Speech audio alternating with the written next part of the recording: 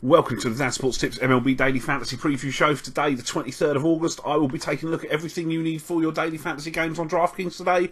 I will be looking at starting pitchers, stacks of the day, how we can construct our lineup to maximise point scoring potential, foundation players that should be used as a foundation upon which to build a winning lineup, and a value player at each position. For any of you that haven't had the opportunity to sign up and play daily fantasy sports with DraftKings yet, I'll pop a link in the description for this video that will enable you to do that today.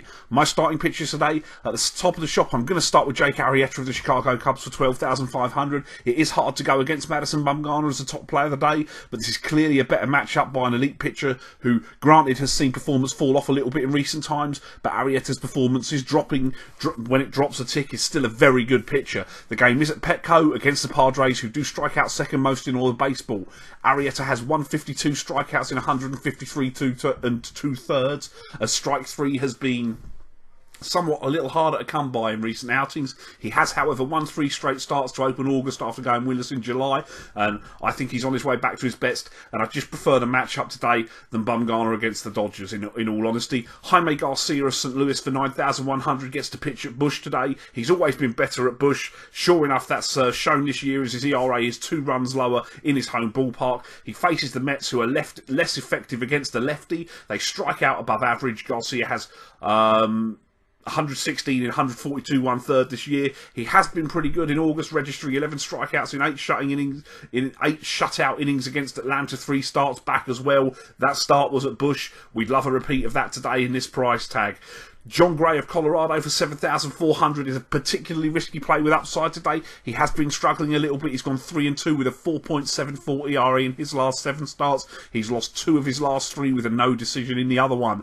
The park in Milwaukee is not ideal, but what catches my attention is the 2 double-digit strikeout performances for Gray on the road this year against San Diego, lasting 6 innings and 7 innings respectively, allowing 2 earned runs on both occasions. Milwaukee are the only team in baseball that strike out more than the San Diego Padres, so there is a possibility in my eyes of double-digit strikeouts at a reasonable price today for a pitcher that does usually keep the ball on the ground, not allowing a lot of home runs. At the price, he is well worth a punt in my opinion. Gray has exceeded a strikeout per inning on the year with 132 in 126 2/3, and as I say, Milwaukee do lead the league in that category. And Nibal Sanchez of Detroit for $6,900. I almost didn't put this here. Sanchez is clearly difficult to trust. I am unnerved by his ERA on the road this year. It sits above 8 along with his 2-7 record. This is supported by 8 earned runs allowed over 4 innings at Texas on his last start in the road. That start was sandwiched in between 2 home starts where he pitched 15 innings with 1 earned run allowed at home and 18 strikeouts. I mean, obviously he's on the road against Minnesota today, and Minnesota have some power to hit you as well. He has struck out 10 Twins in 6 innings in a losing effort, allowing 3 earned runs in July. That start wasn't Comerica though.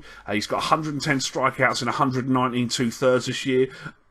At the price, that performance against Minnesota last time is actually a decent return for your money, though as I say, it was at home. Do you trust the home-road split? That's a decision you have to make. I prefer to pay an extra $500 for John Gray, in all honesty, if I'm looking for upside today, but I do think Sanchez is worth a look if you're feeling contrarian today, because I'm sure he probably won't be used in an awful lot of lineups. Looking at my stacks today, I'm going to stack my Chicago White Sox today. They get Philadelphia rookie Jake Thompson at the cell. It's a solid yard for hitters. Temperatures are forecast to be okay. I'd like it to be a little bit warmer in Chicago, but hey ho.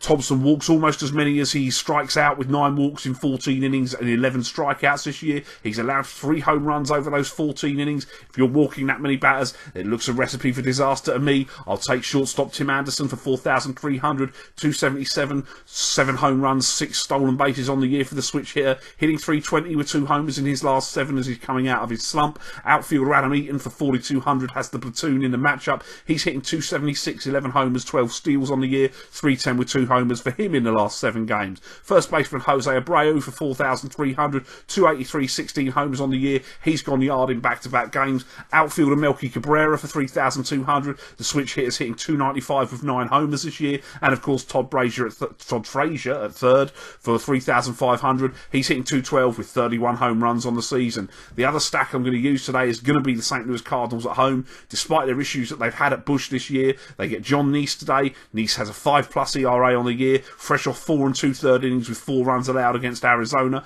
I'll take outfielder Stephen Piscotty for 5,300. He's got the platoon. He's very good against lefties, as I keep banging on about. He's hitting 276 with 18 home runs.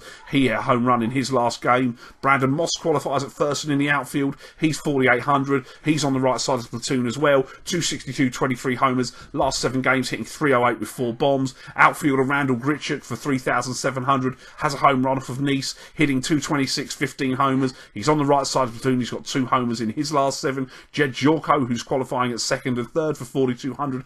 He has a home run off of Nice. Platoon advantage, 246, 20 home runs. He's got 4 bombs in the last 7 games. And Johnny Peralta, who qualifies at 3rd and short for 3,700. 256, 9 home runs, hitting 308, 3 homers in his last 15 games. Looking at my foundation plays for today, my first baseman is Joey Votto of Cincinnati for 5,300. Gets Derek Holland, who's returning from the long injury layoff. Votto's hitting 309 with 20 home runs. We know it's a great park, Great American Ballpark for the hitters. He's hitting 451 in his last 15 games. We'd like to see an uptick on the 2 home runs in that time span, though. Second baseman Logan Forsythe of the Tampa Bay Rays for 4,900 gets Clay Buchholz. Obviously, the park is a negative at the Trop, but he's a 279 hitter with 16 home runs. He hits at the top of the lineup. He's got 3 home runs in his last 7 games.